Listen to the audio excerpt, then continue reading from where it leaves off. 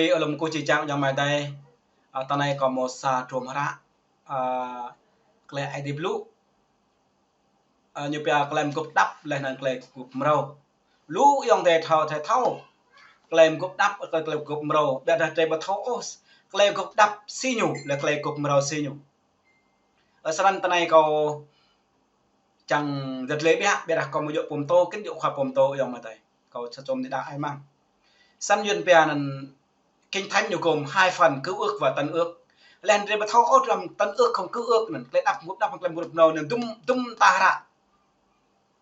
lên nên làm cục đắp tum ta ra là cục màu tum ta ra tôi sẽ có bộ nên làm cục đắp như mồ lâu plo tập pan ra làm cục màu như mồ đỏ plo chu ra nên nhiều biam cục brit trình nhiều trúc cỡ 55 ra dần mới so sánh sân nhớ các bộ dòng mày đầy lũ bộ chẳng ngạ pom tô khoa pom tô duyên bè mục sư giáo sư tiến sĩ thậm chí duyên bè tự xưng là nhiều bè mục sư cấp cao bây giờ có bè lăng làm trùng rạn này làm trùng rạn lăng kia càng làm trùng rạn lâu tôi đã chẳng chỉ mục sư dòng mày đầy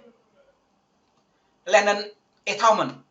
duyên về tác giả có bao nhiêu tác giả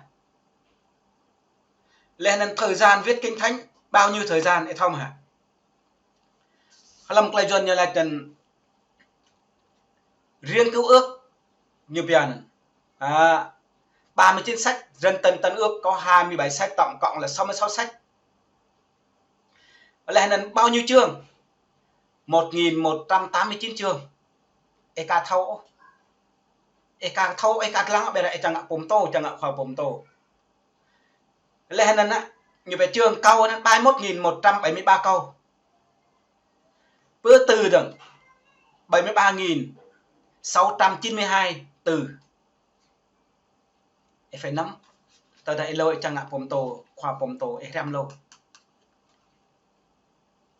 lên làm thế hạ như chỉ lắm mà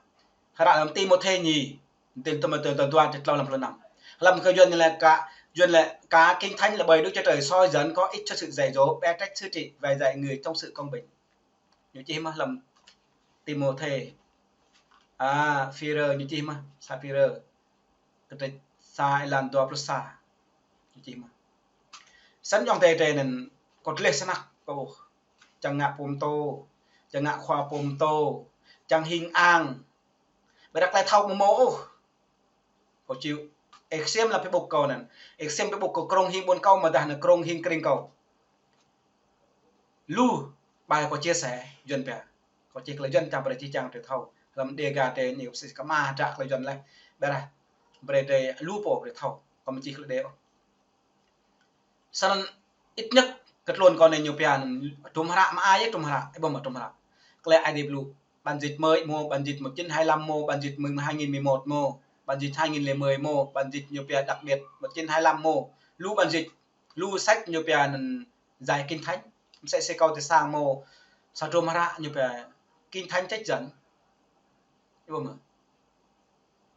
em mô sa trôm ra nhiều bè nên ra lại đẹp lụ mình sẽ lại dry đốt em thổ như cái như lại làm cái duyên như là chân kỳ tà nghĩa là gì như chỉ làm ra Joshua cái đó lúc ba làm protopan tôi cái lần top lo làm proma như là sưng ạ làm proma như là chẳng pum pu cái yam can pu pu bây giờ câu sang câu pu cái gì và ID lu cái từ chuẩn như là per kita nan dịch cái jerai như lại nan gar cái đề nan có bao nan như là pui ram hiểu cái jerai như là ram cái jerai như là gar duyên là kita nghĩa là gì ghen tị ghen tuông Đức Chúa Trời là ghen tị ghen tuông đạo là cái nhung lui vi đạo không cần nhiều bị rai nhiều ghen tị ghen tuông đó là nhiều duyên là kita bản dịch xã duyên mô lại gì nhiều mô tùy đoan là sẽ xem như về Đức Thánh Linh mà là Thánh Linh nghĩa là gì nhiều là đoan là như bộ từ dịch là như vậy Thánh Linh trở thành như vậy sinh ngôi vị á mà là thân vị á Thần vị là như trò ngồi vị là trò địa vị. Nếu trong làng thì là như vậy thanh linh, mà ta thanh linh là sinh á, mà là thanh linh sinh á, thanh là thân thể mà linh là linh hồn, hiểu không? Selanjutnya alam tumra nyupia klaim hidup nyupah 82 ilan 5 như là tỷ trình giang có nghĩa là tỷ trình như về lãnh đạo trình giang làm mà theo đệ pro ilan pro như là tỷ trình giang. Cái từ giang này á liên quan đến chức vụ, liên quan đến như về địa vị. Cái từ giang chỗ thế giang là giang như thế là mình sẽ xem lâu hiện tại 45 ta ID rồi 45 ta ID có nghĩa là kri, không phải là riêng 45 ta ID là 45 ta ID, chỗ 45 ta ID có nghĩa là kri. Sân chí trong tề này lupo chẳng ngạ phồm tô khá phồm tô thậm chí là hai pol này là pol căn sân ít lại Pierre mà ta Philip Krista ilan ploma plonam như thế này hình như pia nên dân pia genti lẽ đâu lẽ nên tranh cảnh và là tranh giành để hơn lại mầm răng chắc nếu tranh giành mà răng phải lim lưới nên như tranh giành như hơn lại mầm răng chắcนะmột là chắc bữa ăn như hơn lại như mấy canh giành như hơn lại mầm răng chắc cái mục đích như thế sẽ hội thánh Tin Lành Việt Nam mục tiêu như để rao giảng như về đào tạo mục sư từ năm 2006 đến năm 2020 mục đích như là như đào tạo mục sư nên 21.111 vị mục sư như về nào vùng sâu vùng xa ép buộc đào đạo về tin như vậy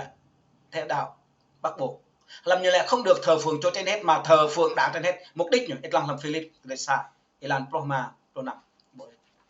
mừng Ilan Propa Proma Pronam sau này mà để tôi xin như chi hay làm trồng ra Islam lại cái bia dần bè xuất Egypt toki cái chui lần xa lần tua Jehova ID lecker Moses như này câu bre chính idea ke Pharaon Aaron chính po yong chính po hơn lâu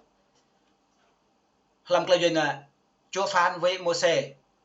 nên ta lập người làm chúa của Pharaon còn Aaron là phát ngôn viên tức là anh con là phát ngôn viên cho con cho nên nó table trong răng la đủ để lăng ra để là thời lăng bộ như bây giờ bộ ham nữa tôi xin như chỉ làm Jeremy cái ploma làm plonam Itlang làm cái ID blue hấp sẽ băng lên họ làm thi thiên đúng như lại 119 câu 103 lời Chúa là ngọn đèn lời Chúa là ngọt hồng tôi dâng bao ngọt hơn mật ong như vậy còn 105 như vậy lời Chúa là ngọn đèn cho chân tôi ánh sáng cho đường lối tôi như vậy pơ trăm ngôn đoạn 1 câu 5 kẻ khôn sẽ nghe và thêm lên sự học vấn vất po tùy mơ vất po như pian thầu mình đi đục mượn sẽ mà sẵn cái mềm lũ này này bên trong mỡ như này thầu lại tôi chỉ làm giờ cờ thì sai lần tập luật tòa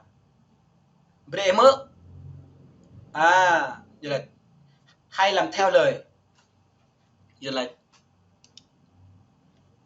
bre mỡ như pian tôi xí lại lũ đâm sẽ đâm plư thì ô rồi lại cho làm theo lời lấy nghe làm đủ mà từ lời dối mình sân luôn này mà ở thấu thế này đạt lòng một cái thấu cái bộ mà câu một số đạt câu tươi cam ha lại đẹp lúc tôi xì lại thấu tôi xì có bộ làm bọc bị cái nào sai làm pan tôi ra giang chắc độc làm để hơn cái mình mang chắc từ Jerusalem Jude Samaria là tar balan là cảm thấy đủ cảm thấy mình giảng tôi xin như chi làm toa tìm thề xa làm chú xin như này Đức Chúa Trời chẳng ban cho chúng ta tâm thần nhốt nát bên là tâm thần mạnh mẽ và che giữ ai đi bờ ai đi hủy hết để tiếng tang cái tâm viên cái tang phải mạnh dạng lên lũ cái tang lũ nhẹ nhàng mua ở trong một sự đặc biệt áp đảo em bao không lũ đang làm lũ tang cái lũ này mình tôi xì đang là tôi ta là địa vị mục sư này một lũ sân tang lũ nhẹ nhàng nhưng mà câu nó còn dựa vào trong Dua Timothy thì sai là chú mà ta Dua Timothy sai Timothy thì sai là chú như vậy Đức Chúa Trời chẳng ban cho chúng ta tâm thần nhút nhát, bên là tâm thần mạnh mẽ và dè dữ, mạnh mẽ lên, chúng ta phải mạnh mẽ lên, đừng có yếu đuối. Sân nhá, yêu mà đây à, có bể thâu hạt xa trôm hạ như một đoà klem gục đắp hoặc klem gục màu, klem gục đắp như một đúng, là plot tập hầm ta ra, klem gục màu như một đoà plot chu ta ra, gục nào ra như một năm plot năm ra, hay là nằm po chi tụm mỏ như vậy tác giả 40 tác giả, thời gian viết kinh thánh 1400 đến 1500 năm, hay là làm klem dân này như là chương 1189 chương, 21.173 câu, 773.692 từ. Em phải thâu. Lâu chẳng đi cảm phá. Lâu chẳng vô ngạ bồm tổ, khoa bồm tổ. Lo nên phong tin đồ như đặt một câu hỏi im tài tâm. Như là klem mồm gộp nên như bia nên sẽ xin như là từng hạ trong hạ klem lụ nên tí hạ lông nhật. Là tí hạ bịa nhật. Như mô sân này đủ gì mà. Em phải nắm. Lẽ bao nhiêu chương dần bẻ chúng ta ra. Dần tiền bao nhiêu từ bao nhiêu câu là bao nhiêu chương, bao nhiêu từ bao nhiêu câu là bao nhiêu chương. Nhí mô nè im ta ấy. Hồi đây nó có biết nhiều mũ, người nào có biết đấy nhiều mũ. Tôi đang em tôi hết rằng em tôi rằng mà em tôi gặp mà sơn là mà sơn đặt một câu hỏi em chắc nhắc à, còn đã phải không tự hào về câu, có tự hào ai đi không.